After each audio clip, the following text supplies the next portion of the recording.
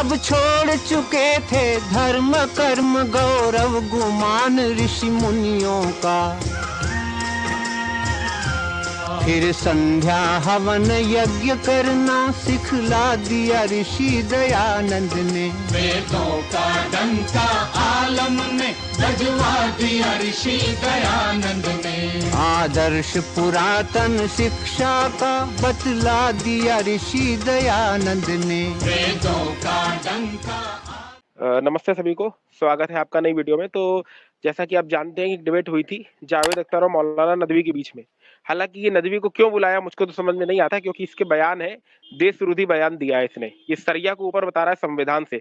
याद रखें, इस मुल्क में हमारा अप्रोच गलत रहा, हमने गलत अप्रोच इख्तियार किया। हम ये कहते फिरते रहे कि हमारा वतन हमारे दीन से ज्यादा मुकद्दस है। हमने ये एतराफ किया कि सेक्युलर निजाम हमारे निजाम से ज्यादा मुकद्दस है। हम कुफरिया अल्फाज कहते रहे, हम ऐसे अल्फाज और ऐसे जुमले अपनी जुबान से निकालते रहे कि फुला दरबार से जो फैसला हो जाएगा हम खामोशी से तस्लीम कर लेंगे। क्या फुला दरबार अगर शरीयत के खिलाफ हुक्म दे, क्या तुम तस्लीम करोगे? क्या ये देशद्रोही नहीं है?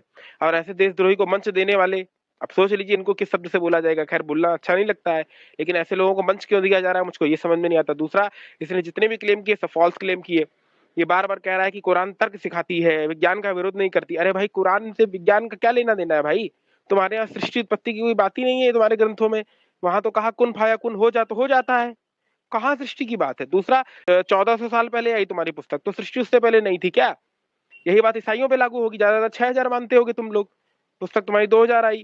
तो ये सब फालतू बात है, जुमलाबाजी वहां हो रही है। दूसरा, जावेद अख्तर बार बार यही बोल रहे हैं कि सारे मजहब यही कहते हैं, सारे मजहब यही कहते हैं। मांगता है आपसे हर मजहब फेथ मांगता। फेथ का मतलब यह है कि ना कोई गवाह हो, ना कोई सबूत हो, ना कोई रैशनल हो। यहाँ पे बार बार ये जावेद अख्तर जी यही बोल रहे हैं कि हर मजहब फेथ मांगता है, फेथ मांगता है, फेथ मांगता है। तो उसका उन्होंने डेफिनेशन क्या दी कि कुछ भी तर्क मत करो, आंख बंद करके मान लो, यही फेथ है। तो भाई मजहब मांगता है, ये आपकी बात सही है, पर धर्म नहीं मांगता। धर्म क्या कहता है? भगवान मनु पहले ही बोलते हैं, यश तर्केण अनुसंधन्ते साधर्म वेद नेत्रः धर्म जिज्ञासा नाम प्रमाणम परम श्रुति। कि तर्क से ही धर्म को जान सकते हैं। हमारे यहाँ निषेध कहाँ किया है भैया? कुछ भी फेंक रहे हो लंबा लंबा, मतलब माइक पा गए हो तो सबको उसी में लपेट ले रहे हो। तो क्या यहाँ नीचे दिखाने के लिए आए थे क्या सबको? तो ये, और फिर आगे और भी चीजें बोलते हैं कि सारे मजहब में ईश्वर सर्वशक्तिमान है, तो फिर वो बलात्कार को क्यों नहीं रोकता है? आपने जानबूझ के नहीं दिखाया क्योंकि कॉपीराइट का इशू हो सकता है। इनका ये कहना है कि जितने भी मजहब हैं वो ये क्लेम करते हैं कि संसार में ईश्वर सर्वशक्तिमान है, न्यायकारी है, दयालु है। तो फिर ये रेप क्यों होते हैं, ऐसा क्यों होता है, लोगों के साथ बुरा क्यों होता है? अब ये मौलाना क्या उत्तर देता है उस पे, तो ये देखिए। प्रॉब्लम ऑफ इविल के ताल्लुक से सवाल किया और बार बार आप एक लफ्ज रिपीट कर रहे हैं कि ओमनीपोटेंट गॉड है, ऑल पावरफुल गॉड है। यही तो दरअसल समझना है कि गॉड का कॉन्सेप्ट क्या है। प्रॉब्लम ऑफ इविल जो है, प्रॉब्लम ऑफ इविल दर हकीकत दो असम्पशंस पर कायम है। अगर आप इन दो असम्पशंस को समझ जाएं तो ये प्रॉब्लम नहीं रहेगी, आर्ग्यूमेंट आपको समझ में आ जाएगी कि ये कोलैप्स कर जाता है। पॉइंट नंबर 1, यानी जो आपका सबसे पहला फॉल्स असम्पशन है कि गॉड मर्सीफुल है, ओमनीपोटेंट है, दुनिया में जुल्म हो रहा है। लेकिन आपको ये समझना चाहिए कि हमारे वर्ल्ड व्यू के मुताबिक गॉड सिर्फ ओमनीपोटेंट और सिर्फ मर्सीफुल नहीं है, बल्कि वो ऑल वाइज भी है और वो ऑल नोइंग भी है। उसके हर काम के पीछे हिकमत और विजडम है। ये देखिए, इसमें इसने क्या बोला कि अल्लाह ऑल वाइज है, वो दयालु भी है, न्यायकारी भी है, ऑल वाइज है, वो सब कुछ देख लेता है। तो भैया ऑल वाइज है, पर कुरान तो कुछ और कह रही है। यहाँ देखिए क्या लिखा है, इसकी व्याख्या करते हुए महर्षि दयानंद क्या लिखते हैं सत्यार्थ प्रकाश में, कि इनकी आयत क्या लिखी है कि अल्लाह मकर करता है। एक बार क्या हुआ, काफिरों ने अल्लाह को धोखा दे दिया, तो अल्लाह ने भी उनको धोखा दे दिया। मतलब जो अल्लाह धोखा देता है, मकर करता है, झूठ फरेब करता है, वो ऑल वाइज कैसे हो सकता है? तो जिसके ज्ञान में ही निरंतर परिवर्तन होता रहता है, कभी वो धोखा दे देता है, उसको पता ही नहीं चला, काफिर उसको धोखा दे देंगे। तो जिसको यही नहीं पता कि कब क्या होगा, वो क्या वाइज होगा?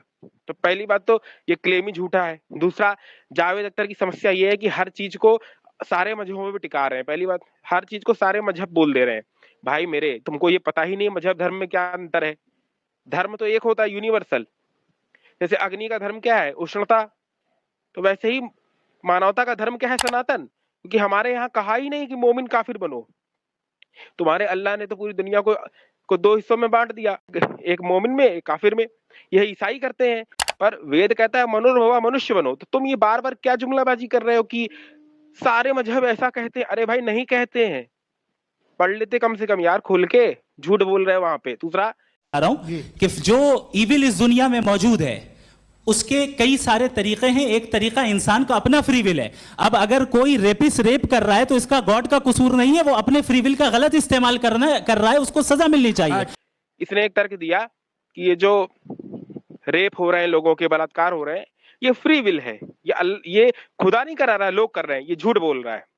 क्योंकि ये देखिए कुरान में क्या लिखा है कि जो कुछ भी होता है इस संसार में वो खुदा की इच्छा से होता है।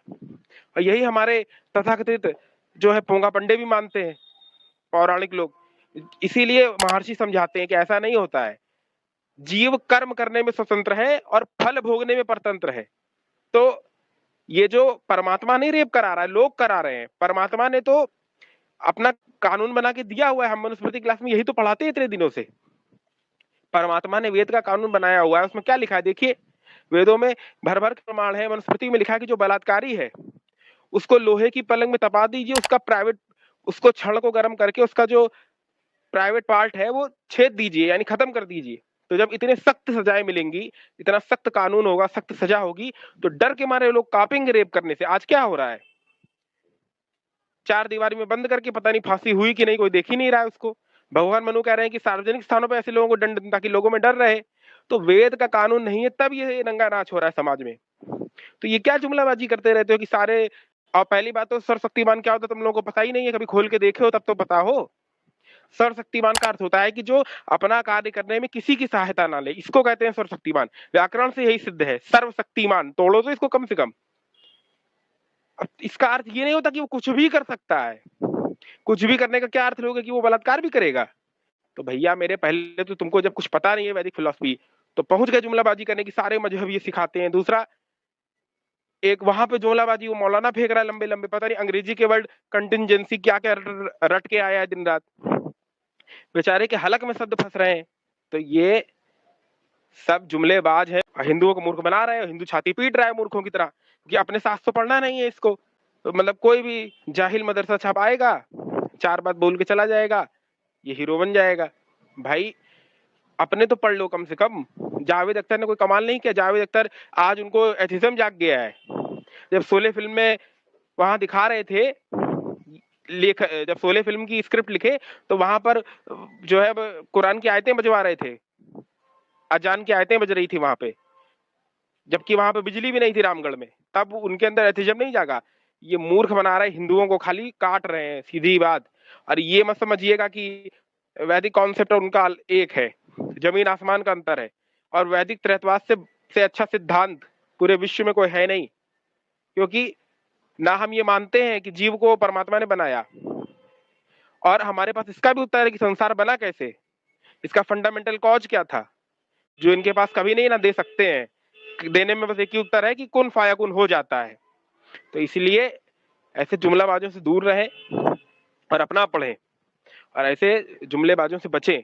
ये सब लोगों को मूर्ख बनाने के लिए ये सब वीडियो बनाई जाती है, प्रोपेगेंडा, और हिंदू फंसता है इसमें। तो इसीलिए ऐसे मूर्खों से बचिए और सत्यार्थ प्रकाश को पढ़िए और वैदिक कॉन्सेप्ट को अच्छे से जानिए, त्रैतवाद को रट डालिए। इस पर हम अलग से क्लास में भी बताया हमने, क्लासों में जुड़िए तो वहां व्याख्या की जाएगी। यहाँ यूट्यूब पे कोई किसी को मतलब तो रहता नहीं है, कोई अच्छी बात बताओ शास्त्र की तो उस पर व्यू ही नहीं आते हैं। जब कोई खंडन पे वीडियो डालो तभी आते हैं। तो इसलिए क्लास में ही बताते हैं ये सब। तो क्लास में जुड़िए, लिंक डिस्क्रिप्शन में दिया है, और ऐसे धूर्तों से बचिए। करते थे हमेशा चीख चीख तौहीन जो पावन वेदों की, सिर उनका वेदों के आगे झुकवा दिया ऋषि दयानंद ने। वेदों का डंका आलम